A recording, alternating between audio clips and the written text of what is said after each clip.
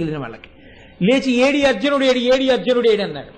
భీష్ముడు లేచి అన్నాడు, అదృష్టం కుత్తుకలు కోసేయి లేదు పడుండగా, లేచావు ఇంకా. పరమధర్మాత్ముడు కనుక వదిలిపెట్టి వెళ్ళిపోయాడు. ఇప్పటికైనా జరిగిన అవమానం చాలు, దుర్యోధన పద వెళ్ళిపోదాం హస్తినాపురానికి అన్నాడు.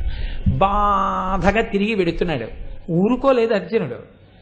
లేచి మళ్లీ హస్తినాపురం వైపుకు వెళ్ళిపోతున్నటువంటి సైన్యాన్ని గాంధీవ టంకారం చేసి పిలిచాడు, వస్తారా యుద్ధానికి.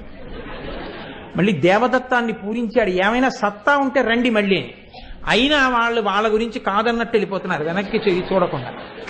అప్పుడు బాణాలు మనుషుల మీద వెయ్యకూడదు కాబట్టి గురి చూసి దూరంగా వెడుతున్నటువంటి దుర్యోధనుడి యొక్క కిరీటంలో ఉన్న వజ్రములు ఊడి కింద పడేటట్టు కొట్టాడు. కొడితే వజ్రములు ఊడి ఒక్కొక్కటి కింద పడిపోయాయి. అయినా సరే తనని కానట్టు ఊడిపోతున్న వజ్రాలతో ఉన్న కిరీటంతో వెళ్ళిపోయాడు.